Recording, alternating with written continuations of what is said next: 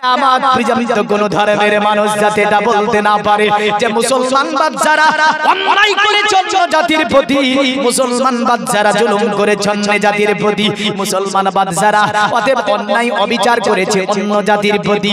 আমি বাচ্চা এই ইতিহাস ভারতে হতে দেব না। তামদার পরে আপনার মুখের মুখোশ খুলে ফেললো, চাবুককে বের করে ভাতিজাকে পিটাতে শুরু করলো। চতুর্দিকে মানুষ তাজ্জুব হয়ে গিয়েছে যে বাচ্চা আজকে এমন ফকিরি পোশাক পরে এমন করে ভাতিজাকে পিটায়। বাচ্চা আপনার বলে শুনে রেখে দিন, এটা ভারতের সরজমিনে কিয়ামত পর্যন্ত কোনদিন কাত্তরে এই ভারতের মুসলিমদেরকে যাতে করে কেউ সন্ত্রাস বলতে না পারে, এই ভারতের মুসলিমদেরকে যাতে করে কোনদিন কাত্তরে কেউ কোন ধরনের অতএব বিদ্রুপ আরোপ করতে না পারে। আমি বাচ্চা তাই এমন বিচার করে যাচ্ছি, রাস্তাতে রাস্তাতে ঘুরে বেড়াই, চাবুকের উপর চাবুক মারে। আর বাচ্চা বলেছিল শোন, আমি আমার ওই বিচারালয়ে বিচার করতে পারতাম, কিন্তু সেটা সীমিত থেকে যেত, মানুষ জানতে পারতো না, ভারতের জাতিরা জানতে পারতো না। কিন্তু আমি বাদশা আলমগীর এমন বিচার ভারতে করে দিলাম, সকল জাতি দেখলো, সকল অতএব ধর্মের মানুষ দেখে নিল যে মুসলমান বাদশা আলমগীর জীবন কাতরে এমন একটা বিচার করলো যা বিশ্বে ইতিহাস তৈরি করে দিয়ে গেল, যাতে করে কোনদিন কাতরে এই মুসলমানদেরকে আপনার সন্ত্রাস অবিচার এমন করে মুসলমানদের গায়ে চুনকালি দিতে না পারে।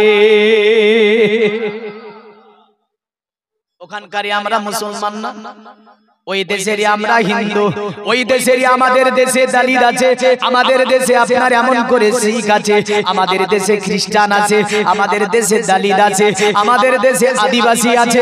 আমরা যদি আপনার ওই সম্প্রীতি ওই ভ্রাতৃত্ববোধ যদি আমাদের মধ্যে থাকে, জীবনে কোনোদিন সাম্প্রদায়িক দাঙ্গা হবে না, জীবনে মারামারি হবে না, জীবনে হানাহানি হবে না, জীবনে কাটাকাটি হবে না, জীবনে একে অপরকে দেখে আমরা কখনোই বিদ্রুপ করব না, একে অপরের নিন্দা করব না, একে অপরকে গালি দেব না, একে অপরকে দেখে আপনার কখনোই টিটকারি অন্যায় করব না। যেমন করে কিছু সন্ত্রাস আপনার কিছু কঙ্কাকো সন্ত্রাস দাড়ি দেখলে বলে চাচা, কি বলে সকলকে বলি না, দাড়ি দেখলে বলে চাচা। ক্যানিং এ টেনেছে বেশি বললেন, আমাকে উঠে বলছে চাচা উঠেন না, ছিটটা ভারেন, আমাকে বলছে, অথচ আমার দাদুর বয়সের মানুষ, বুঝলেন, আমাকে বলছে কেন আমি তো জানি দাড়িটা দেখেছি তাই চাচা।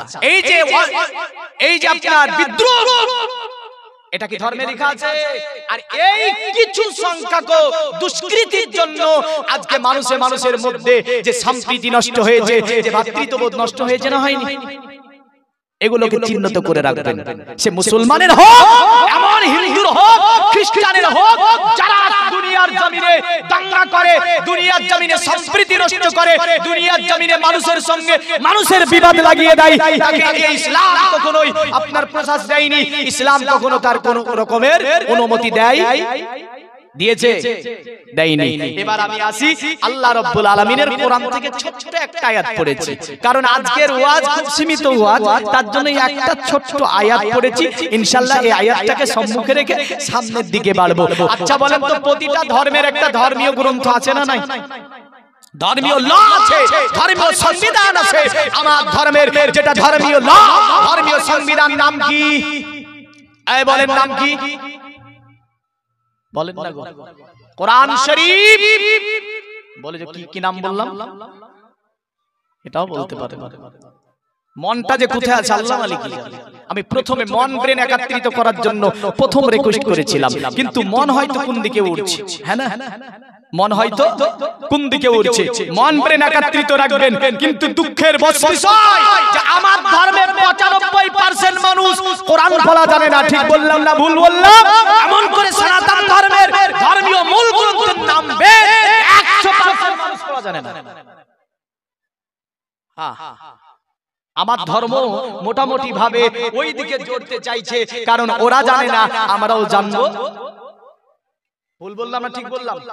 95% মানুষ কোরআন শরীফ পড়া জানে না, ঠিক না ভুল এটা? 95% মানুষ কোরআন পড়া জানে না। আজকের ওয়াজের প্রথম আমি একটা উপদেশ দিয়ে যাব, দেখেন, কারণ এখানে এসেছি যদি একটা জিনিস করে নিতে না পারি আমার ওয়াজ করা সার্থক হবে না। কি দরকার এইভাবে বহুত আপনার জার্নি করে মোটামুটি ভাবে আপনার উত্তর দক্ষিণ দিনাজপুরে আমার 1 সপ্তাহ হয়ে গেল, বাড়ি ফিরিনি। আজকে রাত্রিতে যদি আল্লাহ ফিরাই ইনশাআল্লাহ ফিরবো। কারণটা হচ্ছে দেখেন, একটা জিনিস আজকে জালসা থেকে মেনে নেবেন আপনি ইনশাআল্লাহ, যারা কোরআন শরীফ পড়া জানেন না একটি বুকে হাত রেখে মনটাকে স্থির করে আল্লাহর রাস্তায় বলেন তো ইনশাআল্লাহ কোরআন শরীফ পড়া শিখবো। বলতে পারেন না, দেখেছেন? বলতে পারেন না, কারণ ও বলে দিলে হয়তো গুনাহ হয়ে যাবে, ভাবছে বলে দিলেই গুনাহ হয়ে যাবে। কোরআন পড়ার কথা বলে মৌলভী। এই 5 জন ভাই হাত তুলে বলেন তো কোরআন শরীফ পড়া শিখবো, তবে মনে করব সার্থক হলো। যারা জানেন না তারা আলহামদুলিল্লাহ, আলহামদুলিল্লাহ, আল্লাহ হাতগুলোকে কবুল করেন, রুজি বাড়িয়ে দিন, আল্লাহ দুনিয়াবি মুসিবত থেকে হেফাজত করুন, এমন করে কোরআন পড়ার তৌফিক দিন। আমিন। জোরে বলুন আল্লাহুম্মা আমিন। এই একটা জিনিসই কিয়ামতের দিন ধরা থাকবে, মনে রাখবেন। কারণ আজকে যে একটা উপদেশ আপনাকে দিয়ে গেলাম, আর যিনারা ভাবলেন যে খুব কঠিন জিনিস হাত তুলবো না ইনশাআল্লাহ বলবো না, তাদের জন্য এটাও ধরা থাকবে। কিয়ামতের দিন আল্লাহ কিন্তু প্রশ্নটা আপনাকেও করবে, আমাকেও করবে। কারণ আমি কি করতে পেরেছি জাতির জন্য, সমাজের জন্য, আজ ধর্মীয় জায়গাতে গিয়ে আমি কি কাজ করেছি, বলে জীবনে কাঁদে একদম শেষ কি করেছি, একান দিয়ে ঢুকেছে, একান দিয়ে বেরিয়ে গিয়েছে। পরিবর্তন কেন হয় না? এই ছেলে কোটা যারা হাত তুললো তারা লাভ করলো না লস করলো? এই লাভ করলো না লস করলো? তাহলে লাভ চান না আপনারা? মায়েদের মধ্যে অনেকে কোরআন শরীফ পড়া জানে না, মায়েরাও তাদেরকে হাত তুলতে বলবো না, ইনশাআল্লাহ বলে নেন কোরআন শরীফ পড়া শিখে নেব। জোরে বলেন সুবহানাল্লাহ। আমার আল্লাহ পাক কোরআনুল কারীমের মধ্যে আপনার সুন্দরভাবে জানিয়ে দেয় মুহাম্মাদুর রাসূলুল্লাহ।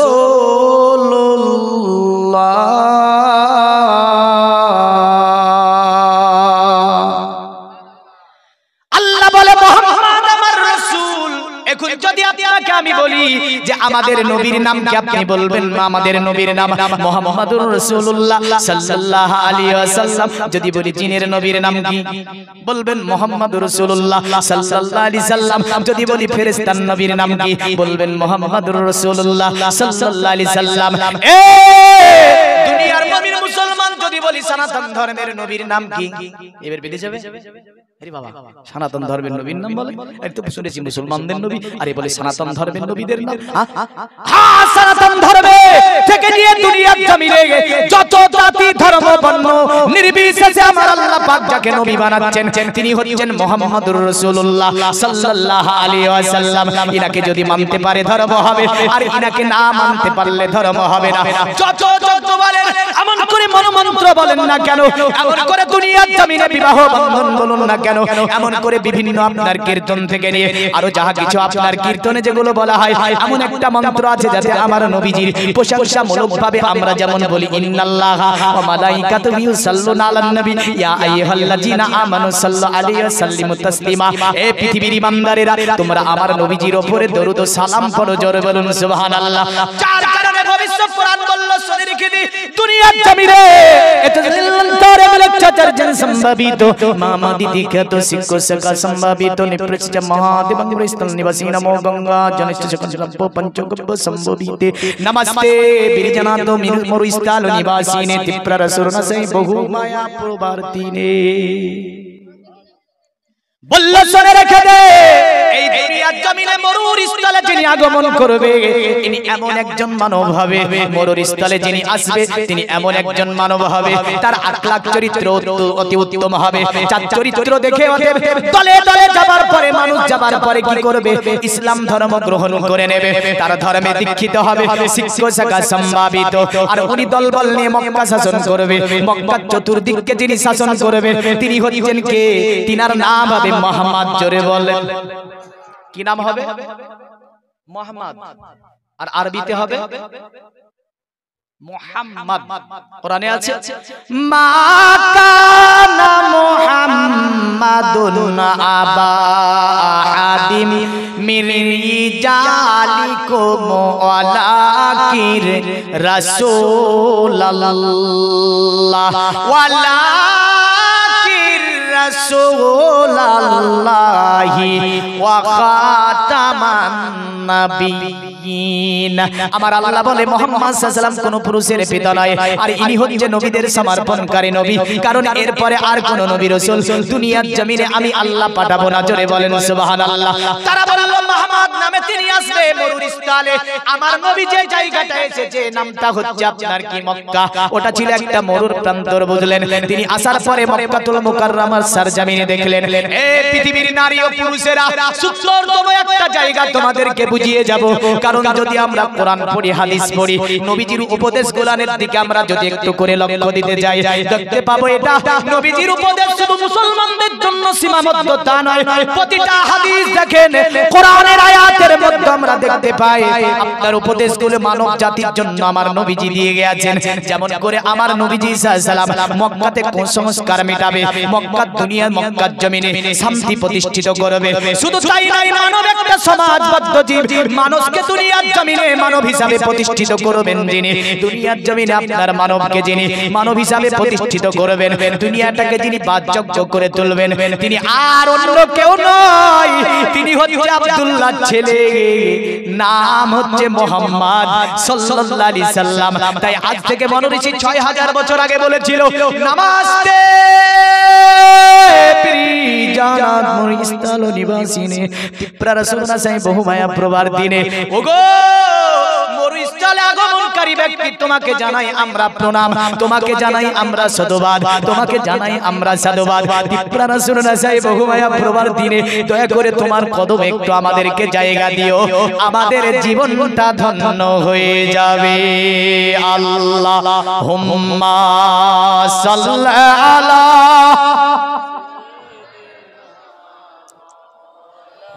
ওয়ালা আলি সাইয়্যিদিনা মাওলানা মুহাম্মদ। আরে একদিন তোমাকে পরিয়ে কাফন, আত্মীয় স্বজন করবে দাফন।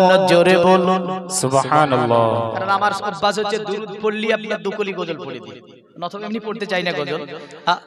আরে একদিন তোমাকে পরিয়ে কাফন, আত্মীয় স্বজন করবে দাফন, হঠাৎ চলে যাবে আদরের ধন, প্রিয় মা বাবার ভাসিয়ে নয়ন, তৈরি থেকো তৈরি রেখো, সুন্নতি আমাল ঈমান আছে তো, সুন্নতি আমাল ঈমান আছে, কত আছে দেখতে পাই। নবী বললেন গোপ ছোট করে আমরা গোপ বড় রাখি, দাড়ি ছাড়তে বললেন আমরা দাড়ি কাটি আর গোপ বড় করি, এই তো উল্টো পাল্টা যুগ, হ্যাঁ এই হচ্ছে উল্টো পাল্টা যুগ, বুঝলেন। আরে তৈরি থেকো তৈরি রেখো, সুন্নতি আমাল ঈমান, একদিন তোমারি নাম মসজিদে হবে এলান। হবে না হবে না? আমাদের মুর্শিদাবাদে বলে যখন মারা যায় তখন নাম ধরে বলে, আরে একদিন তোমারি নাম মসজিদে হবে এলান, তৈরি থেকো তৈরি রেখো, কবরে মান সামান, একদিন তোমারি নাম মন্দিরে হবে এলান। যে ধর্মেরই হোক না কেন মরার মৃত্যুবরণ করতে হবে না হবে না? তো তাদের জায়গায় তারা এলান করবে, আর আমাদের জায়গায় আমরা এলান করব। নামে সামন জারি করিবে এত, বন্ধ হয়ে যাবে জীবন নাটক, নামে সামন জারি করিবে এত, বন্ধ হয়ে যাবে জীবন নাটক, বাহাদুরি থাকবে না দেহে যাইবন, ফুরিয়ে বসন্ত আসিবে শ্রাবণ। আসবে না আসবে না? অনেক আমার যুবক ভাই ভাবছে এই রক্তের গরম, এই অহংকার এই শক্তি সর্বময় থেকে যাবে, নারী যুবক থাকবে না। একদিন এই রক্তের তেজ কমে যাবে, একদিন শরীরের তেজ কমে যাবে, একদিন বয়স হবে, বুড়ো হয়ে যাবি।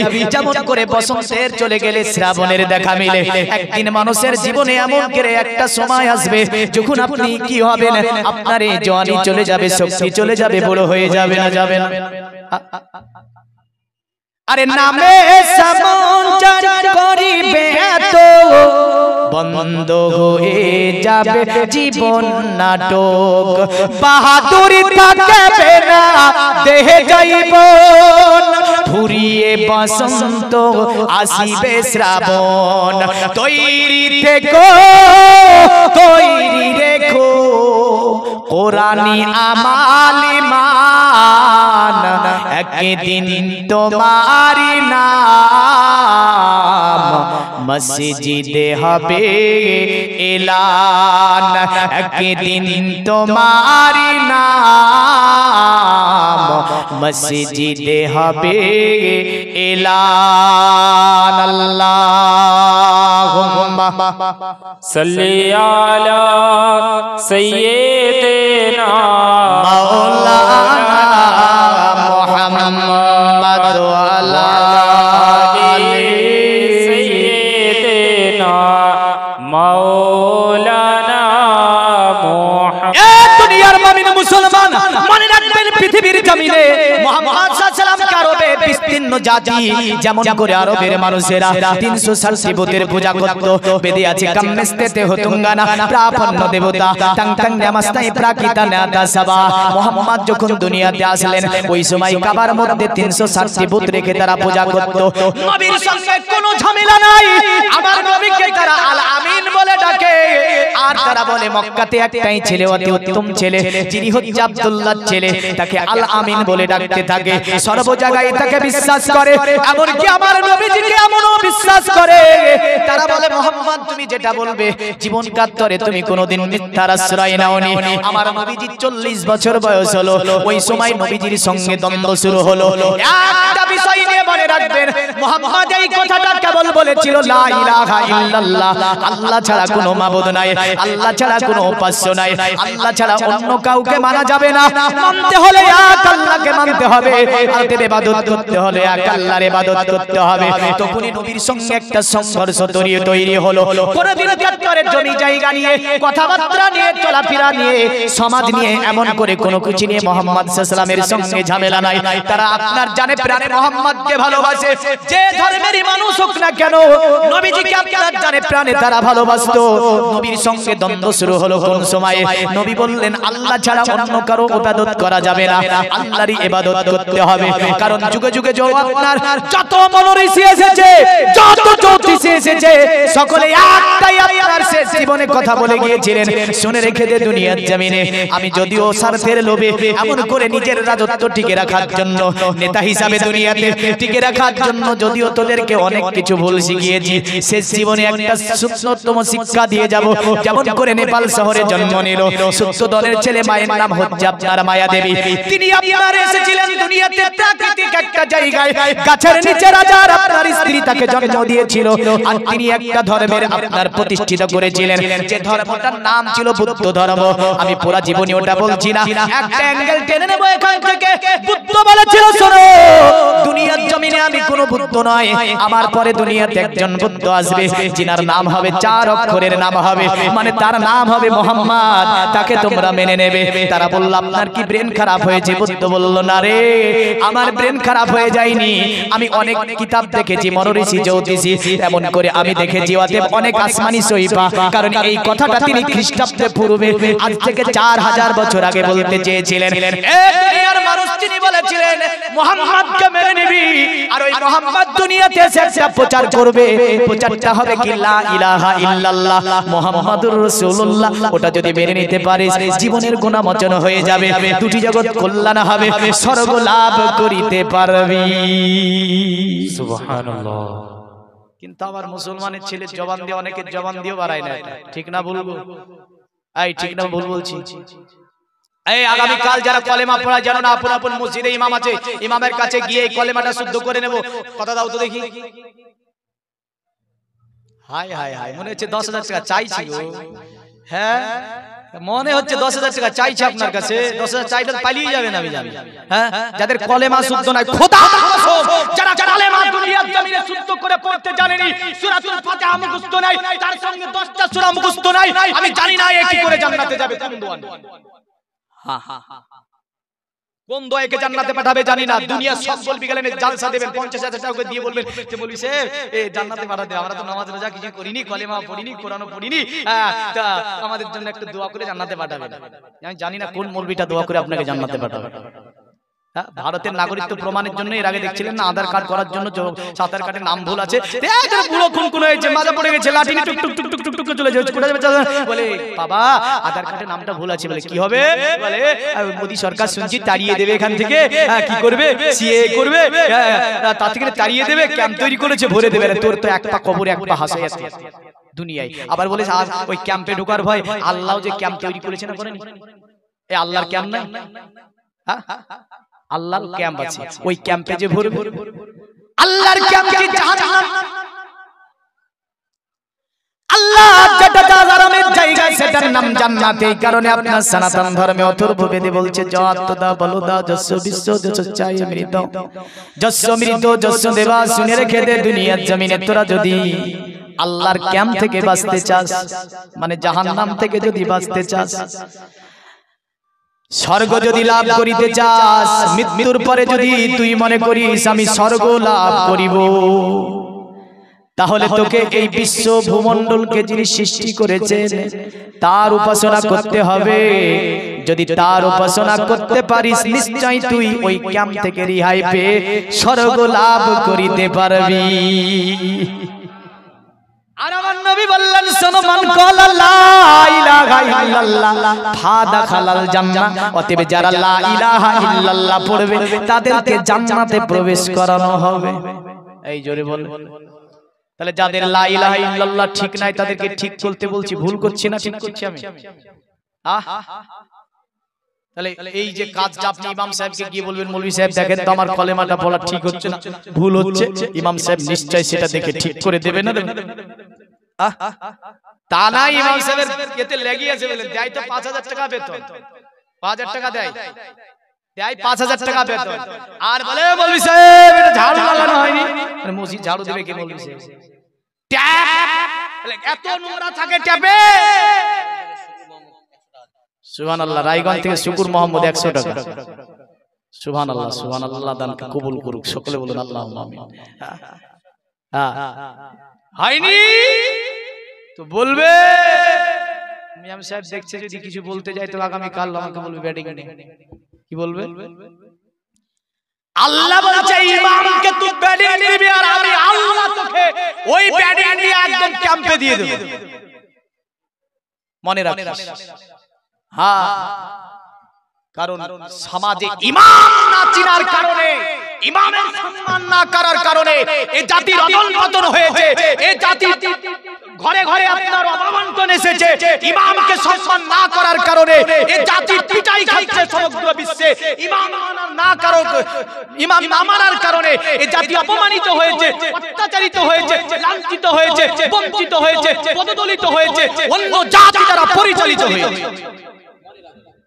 কারণ ইমামকে আপনি চালাবেন তো আপনি, আল্লাহ বলছে তোকে অন্য জাতি চালাবে, তুই ভেবে নিস না। হ্যাঁ এই ওয়াজও আছে ইমাম তো, যাই হোক আমি চার্জ দিলাম। হ্যাঁ ইমাম কি জিনিস যদি পড়তে হয়, সাইদ হযরতে মায ইবনে জাবালকে আমিনের ঈমান, আমানের ঈমান বানিয়েছিল আমার রাসূলুল্লাহ। সেখানে যে উপদেশ রাসূলুল্লাহ দিয়েছিলেন এই বিষয়টা যদি আমরা জেনে নিতে পারি, জীবনে কোনোদিন ইমামের উপরে আঙ্গুল উঠিয়ে একজন ইমামদার কথা বলবে না। এ হচ্ছে একজন ইমাম যিনি নেতা, আর আমরা নেতা মানি না, ইমামকে মনে করেছি গোলাম। তার জন্যই তো বলছেন না জান নাই মতি গতি সে করে ইমামতি। এই দুঃখে কথাটা বলেছে, বুঝলেন? এই দুঃখে, কিন্তু না ইমামের মর্তবা অতি উচ্চ আমরা দিতে পারি। তাহলে যিনারা কলেমা জানেন না ইমামের কাছে গিয়ে শিখে নেব ইনশাআল্লাহ বলেন।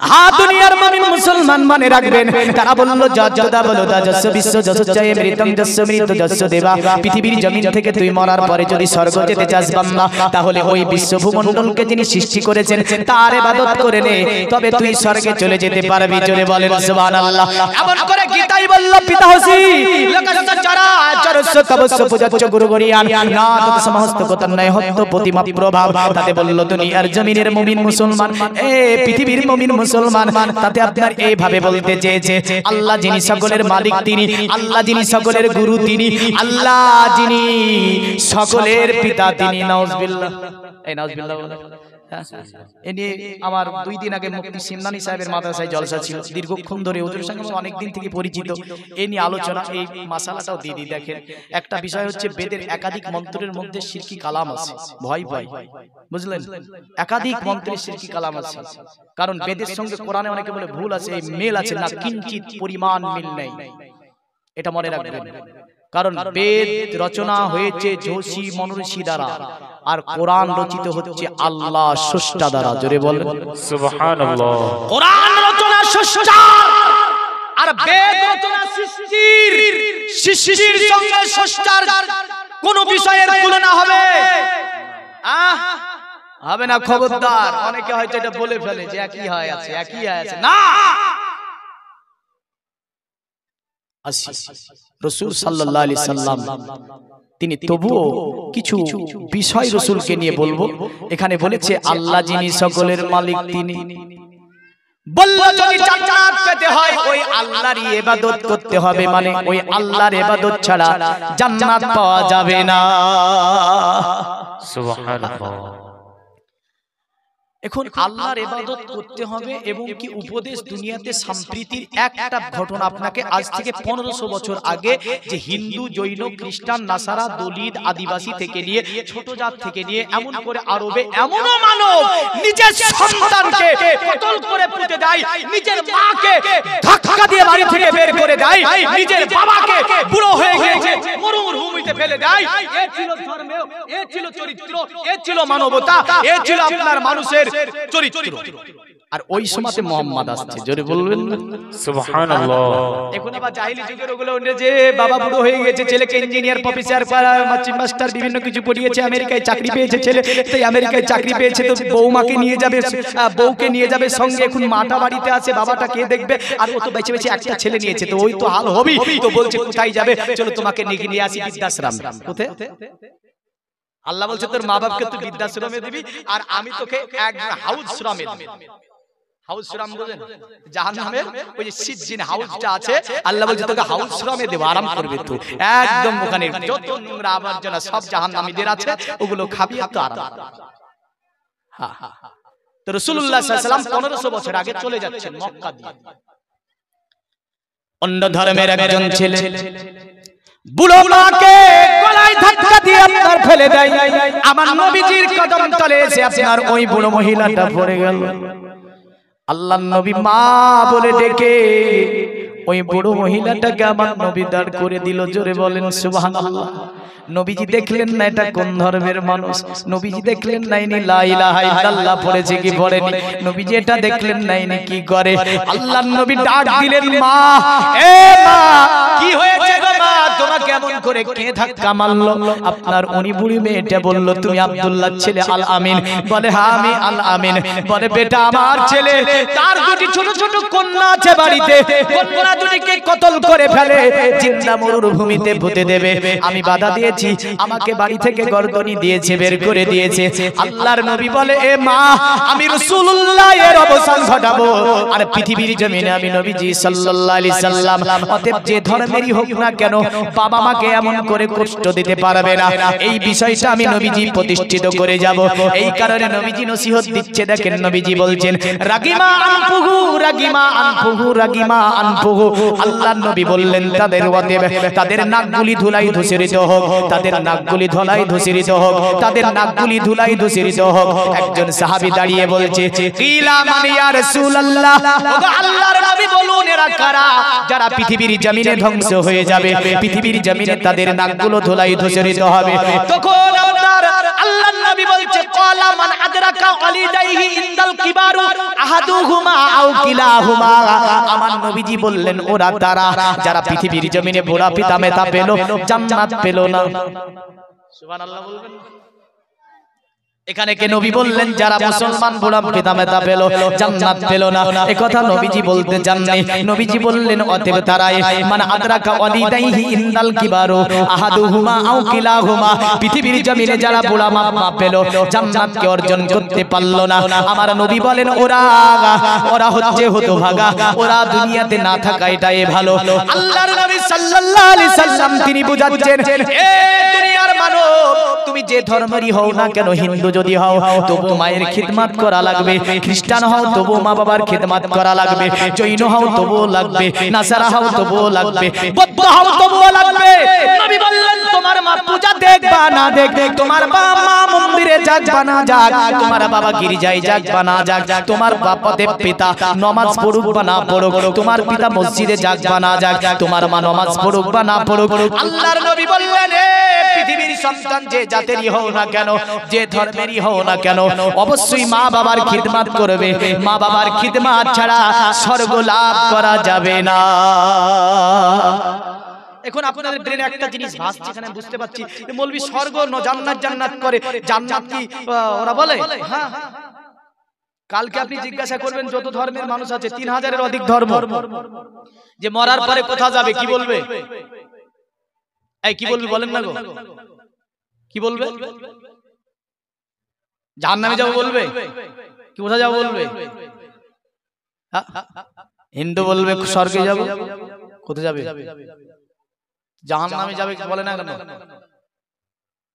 খ্রিস্টান বলে জান্নাতে যাব, দালিত বলবে আমি স্বর্গে যাব, মুসলমান বলে আমি জান্নাতে যাব, কেউ আপনার বলে না যে আমি কোথায় যাব? জাহান্নামের কথা কেউ বলে না। সবার একই আশা যে আমি জান্নাত অর্জন করব। তা আরবে নবীজি জান্নাতের কথাটা বোঝাচ্ছেন মা বাবার মধ্য দিয়ে। জোরে বলেন, কিসের মধ্য দিয়ে? পিতা মাতার মধ্য দিয়ে।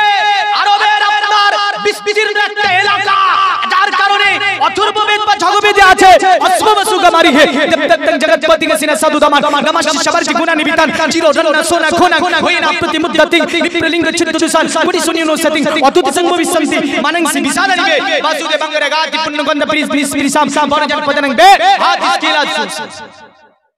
তার মধ্যে বলেছে শোন, অতএব আখিরি নবী যিনি, এনাকে যদিও আখিরি নবী বলেননি, এনাকে বলেছে অবতার কলির কলকি। কি বলেছে? কি বলেছে? অবতার কলির কলকি। তো এই ব্যক্তিটা দুনিয়াতে এসে মানুষকে যা শিক্ষা দেবে, তা এমন শিক্ষা যে এর মধ্যে এমন কোন সদ্গুণ নাই যে ওই অবতার কলির কলকির মধ্যে পাওয়া যাবে। ওই অবতার কলির কলকির মধ্যে পাওয়া যাবে না, এমন কোন গুণ নাই। শুধু তাই বলল না, বলল শোন,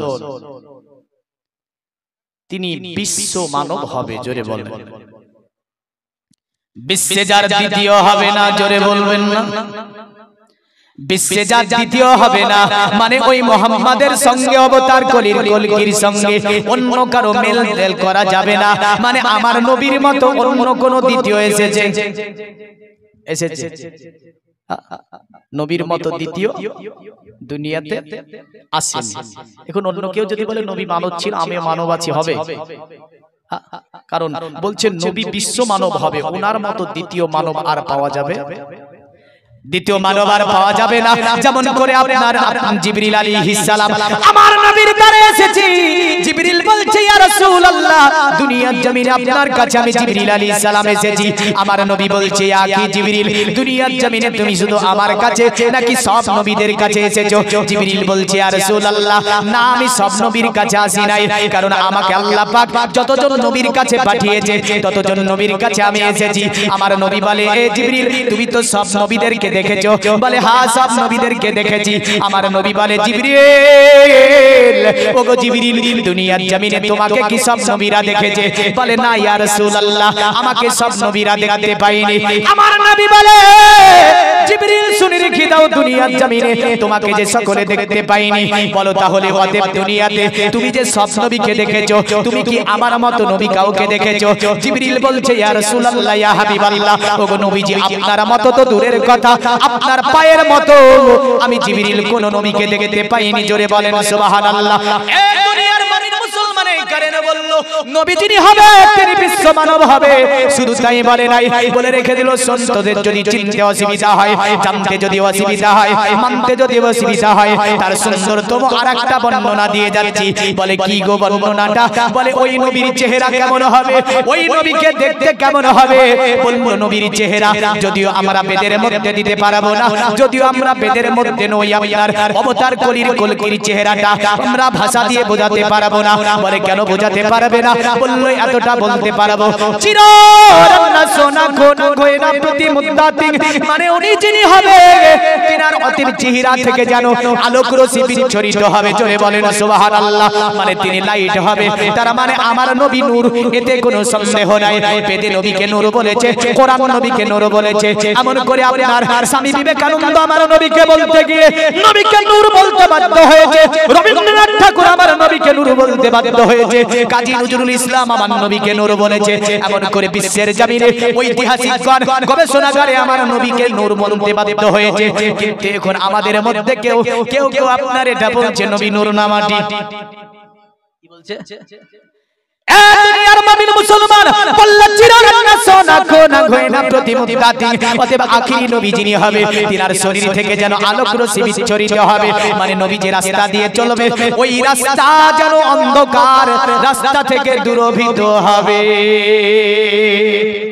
আরো জোরে বলা যাবে না আরে জুলফো কো রুক সে হটা দো তো কামার শর্মায়ে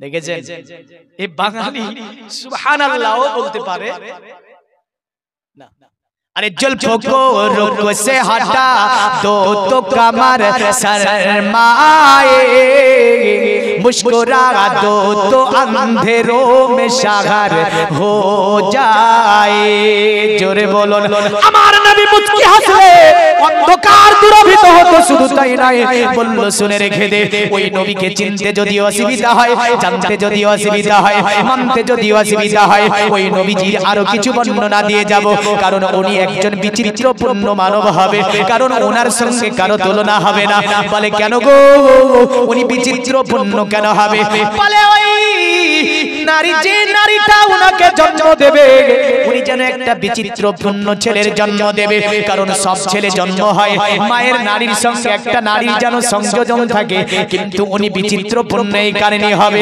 মায়ের নারীর সঙ্গে তারা যেন নারীর কোনো সংযোজন থাকবে না তবুও তিনি দুনিয়াতে আসবে এটা একটা তাজ্জব করার ব্যাপার হবে বলল আরো কিছু তোদেরকে বলে দিয়ে যায় বলল কি এমন বলতে পারো বলে শুনে রেখে দে নিম্ন 14 সাল কোটি সোনিয়নো সাথে আল্লাহ পাঠাবে অতএব খাতনা করা অবস্থায় আর হাদিস শরীফের মধ্যে এই বিষয়টাকে নিয়ে যদিও আমরা তিনটি বিষয় দেখতে পাই আমার নবীজি একদিন আয়েশাকে ডাকছে আয়েশা এই বিবি আয়েশা শোনো তোমাকে একটা কথা বলতে চাই উম্মুল মুমিনিন মা আয়েশা রাদিয়াল্লাহু তাআলা আনহা যিনি নবীর সবচেয়ে প্রিয়তমা স্ত্রী ছিলেন যদিও আপনার তিনি মাত্র 7 বছর বয়সে নবীর সঙ্গে বিবাহ হয়েছিল 9 বছর বয়সে আমার নবীজির জীবন সংসারে গিয়েছিলেন আর মাত্র 18 বছর বয়স যখন মা আয়েশার আমার নবী পাক দুনিয়া থেকে তিরোধান করেন মাত্র 9 বছর আমার নবীর জীবন সংসারে ছিল জোরে বলেন সুবহানাল্লাহ এই উম্মুল মুমিনিন মা আয়েশা ব্রেনটা ছিল বড় প্রখার ব্রেন কারণ ইনার সমান হাদিস কোন মা বর্ণনা করতে পারেনি মহিলাদের মধ্যে সবচেয়ে বেশি হাদিস বর্ণনাকারী রাবী হচ্ছে নবীজির প্রিয়তম স্ত্রী মা আয়েশাতুল হুমায়রা রাদিয়াল্লাহু তাআলা আনহা আমার নবী বলছে আয়েশা আয়েশা তুমি কি জানো আল্লাহ পাক আমাকে দুনিয়ায় পাঠিয়েছে আমি কি জিনিস নিয়ে দুনিয়ায় এসেছি মায়েশা বলছে ইয়া রাসূলুল্লাহ, কারণ ওটা আপনি বেশি বলতে পারবেন। ওগো নবীজি দয়া করে আপনি বলে দেবেন, আপনি অতএব দুনিয়ার জমিনে এসেছেন কি এমন জিনিস নিয়ে আপনি এসেছেন? আমার নবী বলে আয়েশা, এ বিবি আয়েশা শুনে রেখে দাও, আমি তিনটি জিনিস নেওয়ার পরে দুনিয়ার জমিনে আমার আল্লাহ পাক আমাকে দুনিয়াতে পাঠিয়েছে। জোরে বলেন সুবহানাল্লাহ। মায়েশা বলছে ইয়া রাসূলুল্লাহ, তিনটি জিনিসের নাম দয়া করে আপনি আমাকে বলে দেবেন। আমার নবী বলে আয়েশা, এ বিবি আয়েশা শুনে রেখে দাও, দুনিয়ার জমিনে যখন আমি রাসূলুল্লাহ আমার মায়ের ঘরে জন্ম নিই, আমার মায়ের নারীর সঙ্গে আমি রাসূলুল্লাহ আমার নারীর কোনো সংযোগ ছিল না। জোরে বলবেন না। মায়েশা বলছে ইয়া রাসূলুল্লাহ, দ্বিতীয়টার নাম আপনি দয়া করে বলে দেবেন। আমার নবী বলে আয়েশা, এ বিবি আয়েশা শুনে রেখে দাও, দ্বিতীয় নাম্বার হচ্ছে আমি রাসূলুল্লাহ দুনিয়ার জমিনে খাতনা করা অবস্থায় আল্লাহ পাক আমাকে পাঠিয়েছে। জোরে বলি সুবহানাল্লাহ। উম্মুল মুমিনিন মায়েশা বলছে ইয়া রাসূলুল্লাহ, তৃতীয়টার নাম দয়া করে আপনি বলবেন যে তৃতীয় বস্তুটা আপনি কি নিয়ে এসেছেন দুনিয়াতে। আমার নবী বলে আয়েশা, এ বিবি আয়েশা শুনে রেখে দাও, আর তৃতীয় নাম্বার হচ্ছে আমার আল্লাহ পাক আমাকে দামদান মোবারক সুন্দর করে দিয়ে আল্লাহ আমাকে দুনিয়ার জমিনে পাঠিয়ে দিয়েছে। এই তিনটি বস্তু নিয়ে আমি নবীজি দুনিয়ার জমিনে এসেছি। আমার আল্লাহ পাক এইভাবে কোনো বাচ্চাকে পাঠায়নি। জোরে বলেন সুবহানাল্লাহ। এই দুনিয়ার মুমিন মুসলমান, তাই আপনার তারা বলল অতএব নিত্যলিঙ্গ 14 কোটি সৈন্য অনুসারে তাকে যদি চিনতে অসুবিধা হয়, তিনি একটা বিচিত্রপূর্ণ ছেলে হবে, বিচিত্রপূর্ণ সন্তান হবে। অতঃপর বলল শুনে রেখে দি, অতঃ শান্তি শান্তি মানসে বিসাদা নিবে। তোরা যদি শান্তি পেতে চাস দুনিয়ার জমিনে, এক হয়ে ওনার সংস্পর্শে চলে যা। ওনার সংস্পর্শে চলে গেলে যেন জীবনটা ধন্য হয়ে যাবে। আল্লাহুম্মা সাল্লাল্লাহু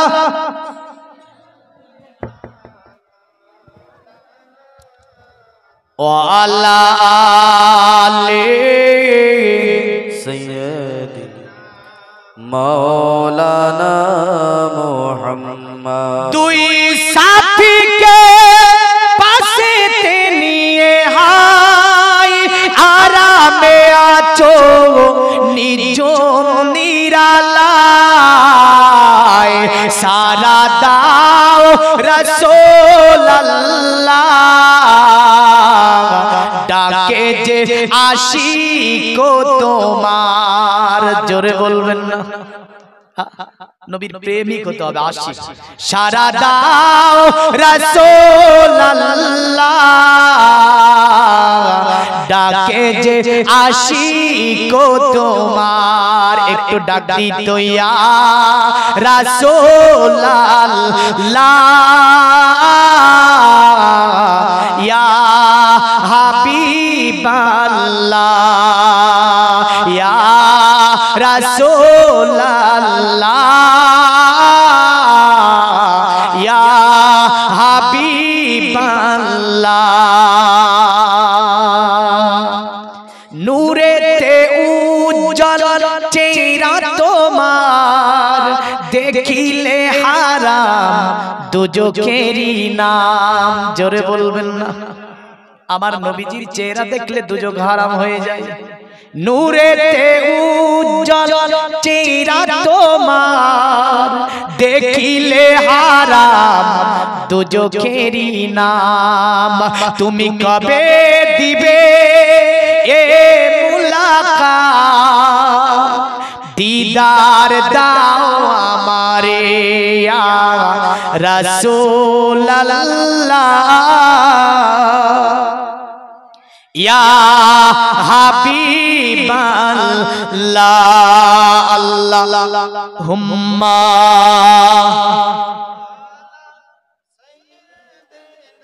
মাওলানা মুহাম্মদ ওয়ালা দেনা মাওলানা। এ দুনিয়ার মুমিন মুসলমান, আমি যার মানে বলছিলাম অতুতি সংসবি শান্তি মানসি বিসাদা নিবে। বাসুদে বাংলা গাতি পূর্ণ গন্ধানের স্পৃশাম বলল শুনে রেখে দে, তার স্পর্শ সংস্পর্শে গেলে শান্তি পাওয়া যাবে। জোরে বলেন। এ দুনিয়াতে শান্তি কায়েম করেছে কে? জোরে বলেন কে? যিনি হচ্ছে মুহাম্মদ রাসূলুল্লাহ।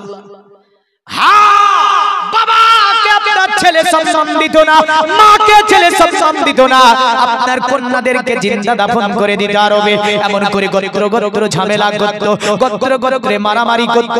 এতিমদের কোনো স্থান ছিল না, নিপীড়িত ব্যক্তি যারা তাদেরকে ধাক্কা দিয়ে বের করে দিত, নারীদেরকে দাসী রূপে ব্যবহার করত।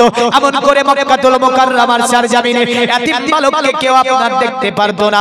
গরিব দুঃখীর কোনো স্থান ছিল না আরবে।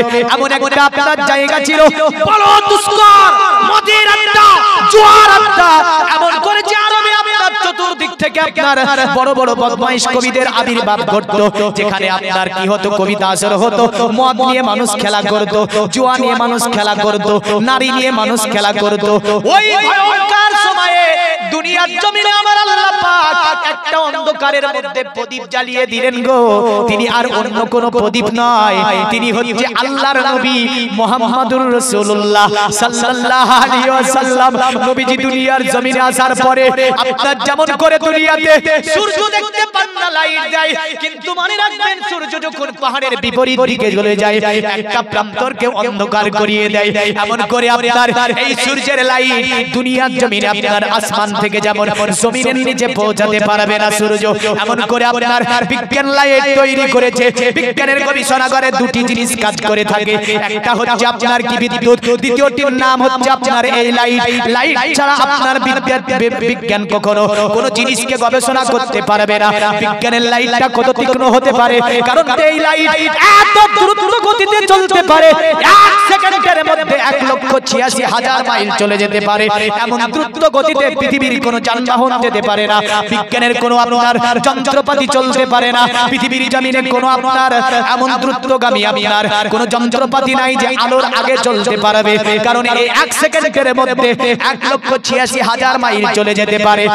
এরকম ভাবে আপনার বিজ্ঞানের আরো তীক্ষ্ণ লাইটের কথা বলি। যেমন করে আমাদের হাতটা ভেঙে গেল, এই হাতটার মধ্যে হাড়টা ফেটে গিয়েছে, এখন কেমন করে দেখা যাবে? চামড়া দিয়ে তো ঢাকা আছে, হাড়টা আছে ভিতরের মধ্যে। বিজ্ঞান বলছে এমন একটা লাইট তৈরি করে দিয়েছি, শুনে রেখে দে, যেটার নাম হচ্ছে এক্স রে, গামা রে, রন্টিজেন রে, কসমিক রে।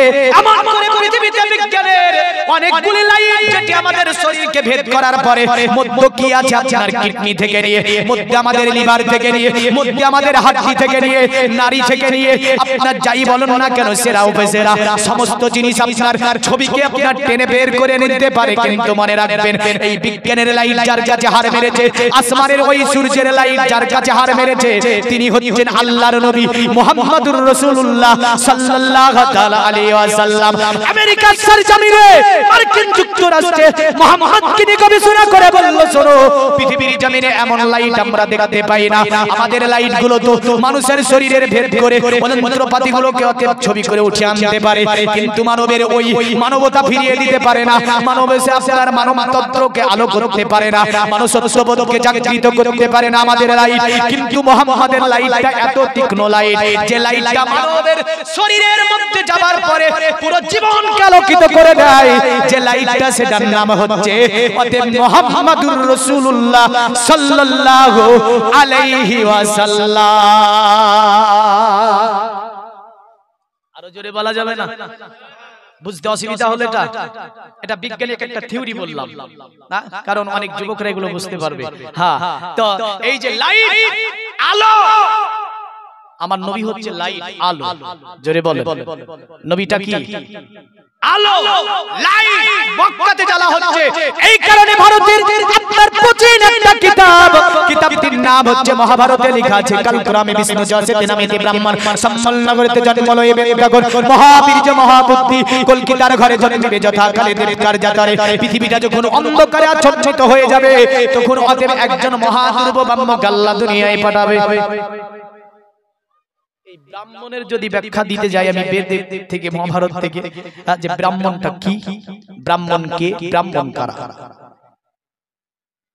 ব্রাহ্মণ একটা ছোট্ট সংজ্ঞায় বুঝে যান, বেদের সংজ্ঞা দিয়েছে এভাবে, ব্রাহ্মণ তারা পৃথিবীর জমিনে যারা আল্লাহর ইবাদতে নিজেকে মনোনিবেশন করে দিল, তারাই হচ্ছে ব্রাহ্মণ। আল্লাহর ইবাদতে যারা নিজেকে মনোনিবেশন করে দিতে পারলো, তারাই হচ্ছে ব্রাহ্মণ। কি সুন্দর ব্যাখ্যা! সংজ্ঞাটা কত সুন্দর, যে যারা আল্লাহর ইবাদতে নিজেকে সঁপিয়ে দিল, তারাই হয় ব্রাহ্মণ। ব্রাহ্মণ শব্দটি সংস্কৃতি শব্দ, প্রভাবশালী প্রভাবশালী একটা গোত্র, যার আরবি হয় কুরাইশ। কি হয়?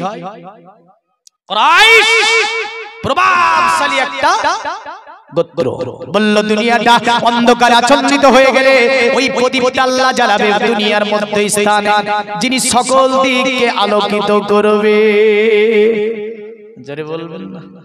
যাক, লাইটের আলোচনা কোনদিন যদি আসি, এই লাইট নিয়ে বিজ্ঞান নিয়ে আলোচনা করব, আমি আসি ওই দিকটাই। তাই তারা বলল হতে চাই ভবিষ্যৎ মানাংসি বিছানা নিবে, দুনিয়ার জমিনে অতএব শান্তি যদি পেতে চাস তাহলে ওনার সঙ্গে স্পর্শে চলে যা। ওনার সঙ্গে স্পর্শে যদি চলে যেতে পারিস, দুনিয়াতে অতএব জীবনটা ধন্য হবে, জীবনের মঙ্গল আসবে, পৃথিবীতে শান্তি কায়েম হয়ে যাবে। মুসলমান অতঃপর বলেছি শুনে দে বাসুদে বাংলা গাতি পুণ্য গঙ্গানি শ্রীসাম, পৃথিবীতে তাকে যদি চিনতে অসুবিধা হয়, মানতে যদি অসুবিধা হয়, জানতে যদি অসুবিধা হয়, উনি যে রাস্তা দিয়ে যাবে ওই রাস্তা পর্যন্ত যেন সুগন্ধে ভরে যাবে। জোরে জোরে জোরে জোরে কে? নবী। মানে উনি যে রাস্তা দিয়ে যাবে বাসুদে বাংলা গাতি পুণ্য গঙ্গানি শ্রীসাম, উনি যে রাস্তা দিয়ে যাবে সে রাস্তা পর্যন্ত সুগন্ধে ভরে যাবে। চিনতে কি অসুবিধা হবে? বলে না। হাদিস বলছে এভাবে, আন আনাস রাদিয়াল্লাহু তাআলা আন্না নবী সাল্লাল্লাহু আলাইহি ওয়াসাল্লাম লাম ইয়াসলুকু তরিকান ফায়াতবা আদুন ইল্লা আরাফা কাদ সালাকাহু মিন তাইবি আরকি। আনাস বলছে আমি 10 বছর ধরে আমার নবীজির খিদমত করেছি। জোরে বল। আনাস বলছে আমি 10 বছর বয়সে নবীজির কাছে যাবার পরে কলেমা পড়েছিলাম, যদিও তিনি অন্য ধর্মে ছিল। নবীজির আপনার পুটলাটা বইত, নবীজি আপনার বসতো ওযু করার জন্য, এই সাহাবী দৌড় দিয়ে পানি এনে দিয়ে দিত। আনাস বিন মালিক রাদিয়াল্লাহু তাআলা আনহু বলে শোনো 10 বছর ধরে নবীকে দেখেছি আমি, আমার নবী যে রাস্তাটা দিয়ে ভ্রমণ করত ওই রাস্তাটা যেন আমরা কয়েকদিন ধরে নবীজির যেন গায়ের ঘ্রাণ, জান্নাতি যে খুশবু, ওই খুশবুটা যেন কয়েকদিন ধরে আমরা ওই রাস্তাটাতে পেতাম, আর তা থেকে বুঝতে পারতাম আমার নবীজি এই রাস্তাটা দিয়ে ভ্রমণ করে গিয়েছে।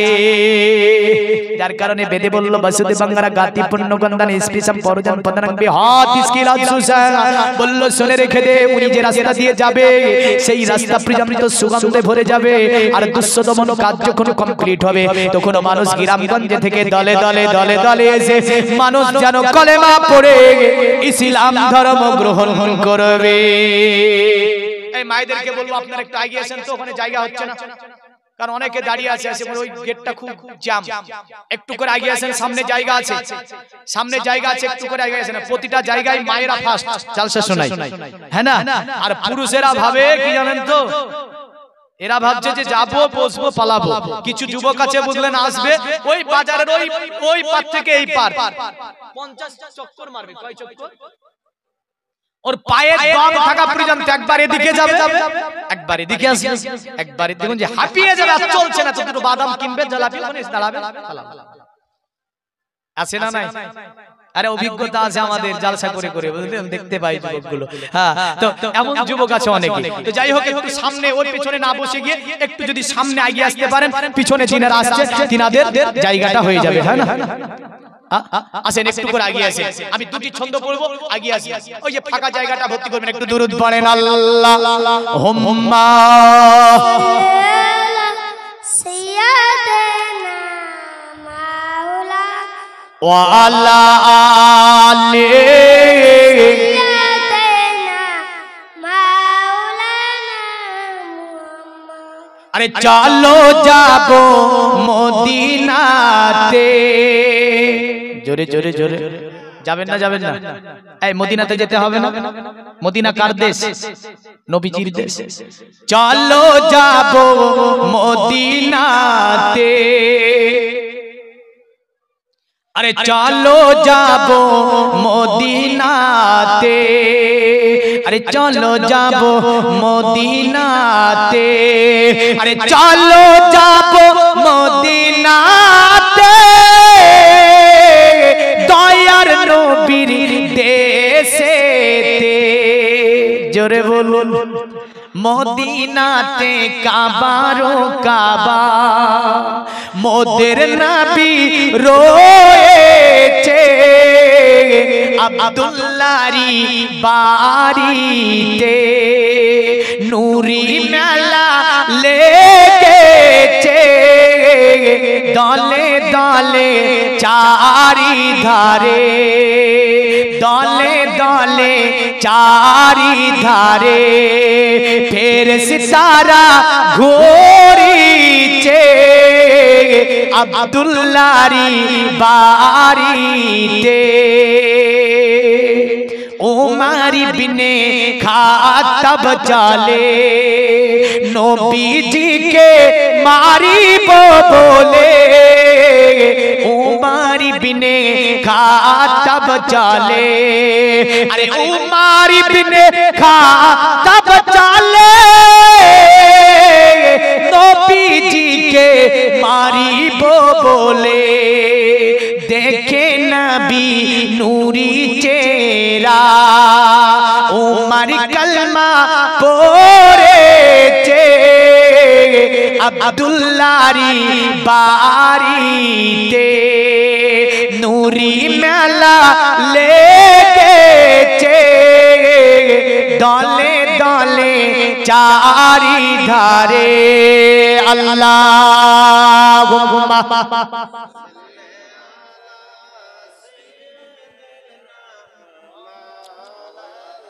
ওয়ালা আলে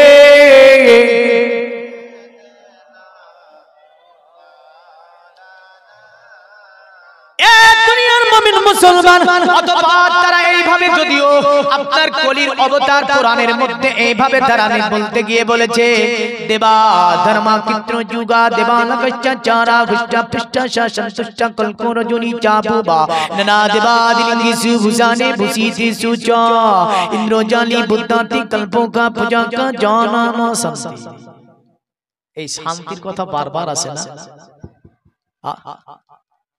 কারণ সনাতন ধর্মের একটা রুলস আছে কি জানেন যেখানে শান্তি সেখানে ধর্ম যেখানে ধর্ম সেখানে শান্তি আরে নবীও বলেছেন যেখানে ধর্ম সেখানে শান্তি যেখানে শান্তি সেখানেই ধর্ম জোরে বলেন ব্রাহ্মণদের একটা নীতি আছে যে জীবে প্রেম করো জীবে প্রেম করার নাম হচ্ছে ধর্ম কি আছে জীবে প্রেম করো জীবে প্রেম করার নাম হচ্ছে ধর্ম নবীও বলেছেন জীবে প্রেম করো মিশকাতের হাদিস নবীজি সাল্লাল্লাহু আলাইহি ওয়াসাল্লাম বলেছেন জীবের প্রতি অন্যায় অত্যাচার করো না জীবকে যেমন তুমি জীবকে দিয়ে কাজ করিয়ে নেবেন তেমন তুমি সেই জীবটাকে পেট পূর্ণ করে খাবার দাও জোরে বলবেন না মিশকাতে হাদিসটি পুরো আছে তো যাই হোক আমি বলতে চাইছি না যেটা বললাম এটার মানে করতে গেলে অনেকক্ষণ লেগে যাবে কারণ আমি এটা বোঝাবো আপনাকে ভবিষ্য পুরাণের মধ্যে যে কলকি অবতার পুরাণে বলল দেবা ধর্মা কিত্র যুগা দেবা লকচ্চা চারা হুষ্টা পুষ্টা সন্তুষ্ট কলক রজনী চাবুবা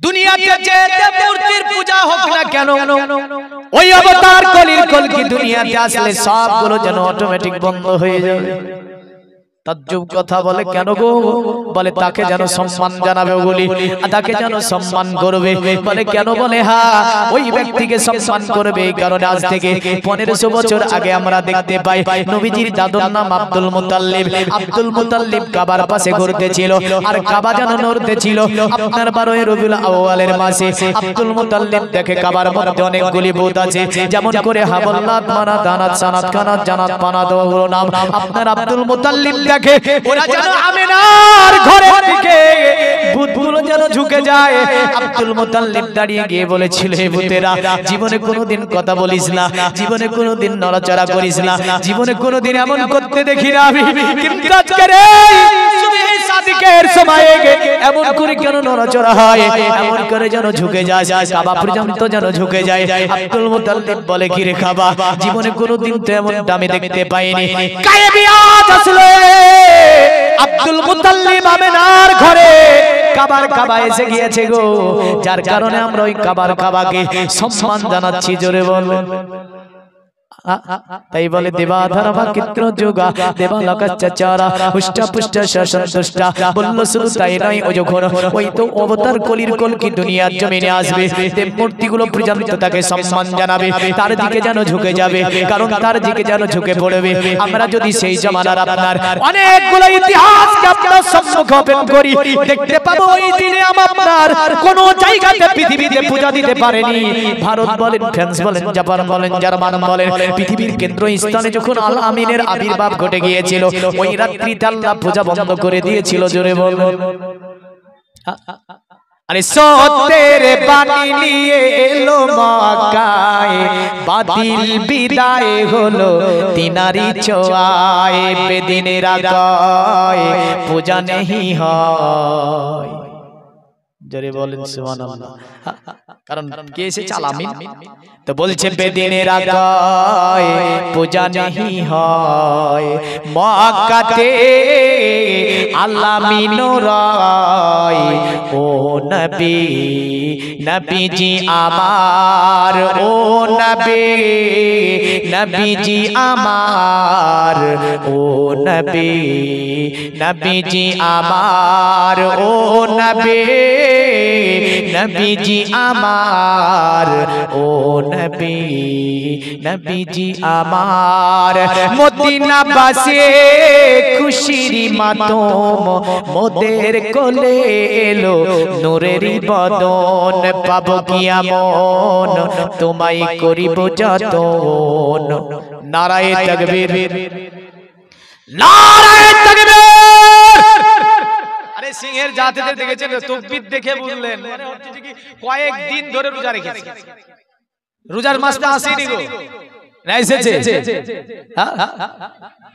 আরে ঈমানে যে কতদিন খেতে পাইনি তাকে জানে এই জোরে শক্তি ভরে একদম জাজবা নিয়ে বলেন তো নারায়ে তাকবীর নারায়ে রিসালাত মাসলাকে আলা হযরত বক্তা সাহেবের আগমন এই জোরে বলেন জিন্দাবাদ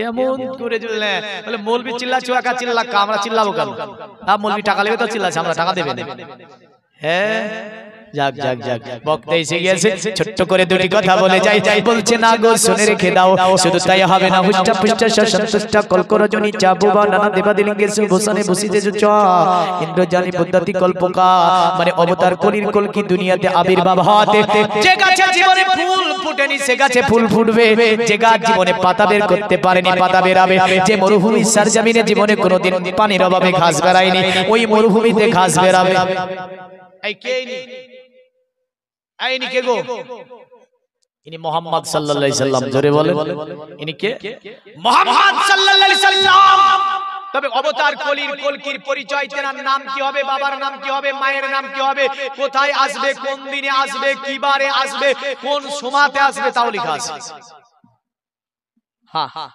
সবগুলো মিলাতে গেলে মিলিয়ে যায় তবে মনে রাখবেন উনিও আর অন্য কেউ নাই উনি হচ্ছে মুহাম্মদ সাল্লাল্লাহু আলাইহি ওয়াসাল্লাম আল্লাহ বলছেন মুহাম্মাদুর রাসূলুল্লাহ মুহাম্মদ হচ্ছে আমার রাসূল শুধু আমারই নয় তোমাদেরও রাসূল জোরে বলবেন না আল্লাহ বলছে শুধু আমারই নয় তোমাদেরও রাসূল মুহাম্মদ সাল্লাল্লাহু আলাইহি ওয়াসাল্লাম নবী যেহেতু আমাদের নবী আল্লাহ পাক আপনাকে আমাকে সকলকে নবীজির প্রেম ভালোবাসা অন্তরে নিয়ে পৃথিবীর জমিনে পাঁচ ওয়াক্ত নামাজ পড়ার তৌফিক দেয় জোরে বলুন আল্লাহুম্মা আমিন কারণ নামাজের কথা বললে অনেকে বলে ওই নামাজ পড়ব না তো প্রথম একটা উপদেশ দিয়েছি কি মনে আছে এই কি উপদেশ দিয়েছি প্রথম যে উপদেশটা দিয়েছি ওটা কোরআন পড়া যারা জানে না কোরআন শিখবে শেষ যার ভালো সব ভালো তার আচ্ছা দুইজন বেনমাজি হাত তুলে বলেন তো মৌলভী সাহেব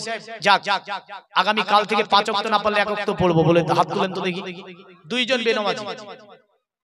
দুইজন বেনামাজি বলেছি পাঁচ ওয়াক্ত না পড়লে এক ওয়াক্ত পড়বেন আমি চেপে দিচ্ছি না আপনার উপরে কথাটা বলতে পরিস্থিতির উপরে বলতে হচ্ছে একজন পেয়েছে আরেকজন নাই এই আরেকজন হাত তুলে আমার যুবক ভাই বলো তো দেখি বলবেন একদম কোষে ধরা আছে বললেন ইবলিস বসে আছে বলে খবরদার বলুন খবরদার বলিস না। আল্লাহ পাক এই নামাজ সকলকে সঠিকভাবে পড়ার তৌফিক এনাত করে। পাঁচ ওয়াক্ত নামাজ পড়ে রাসূলের ভালোবাসা, রাসূলের প্রেম অন্তরে নিয়ে দুনিয়ার জমিন থেকে আল্লাহ পাক আপনাকে আমাকে যাবার তৌফিক এনাত করে। সকলে বলি আল্লাহুম্মা আমিন। দেখেন, যদিও আমি বিভিন্ন ভাবে কোরআন হাদিস তার সঙ্গে কিছু মন্ত্র পড়েছি, আমি জানি না কত জায়গায় হয়তো আল্লাহ পাক নারাজ হয়েছে। আমি তওবা করছি আল্লাহর দরবারে, কারণ এর মধ্যে আমি প্রথমেই বলেছি অনেকগুলো শিরকি কালাম এর মধ্যে পাওয়া যায়। যদিও জাতি হয়তো কিছু শুনতে চাই, এগুলো পড়তে বাধ্য হয়। তাই সকলে ইস্তেগফার করে নেব। আমরা স্টেজের উপরই সকলে পড়ি আস্তাগফিরুল্লাহ রাব্বি মিন কুল্লি জামবি ওয়া আতুবু ইলাইহি লা হাওলা ওয়ালা কুওয়াতা ইল্লা বিল্লাহিল আলিয়্যিল আযীম লা ইলাহা ইল্লাল্লাহু মুহাম্মাদুর রাসূলুল্লাহ সাল্লাল্লাহু আলাইহি সাল্লাম। আল্লাহ পাক সকলকে ক্ষমা করে, মাফ করে। এই বলে আমার সংক্ষিপ্ত বক্তব্য আমি ইতি করলাম।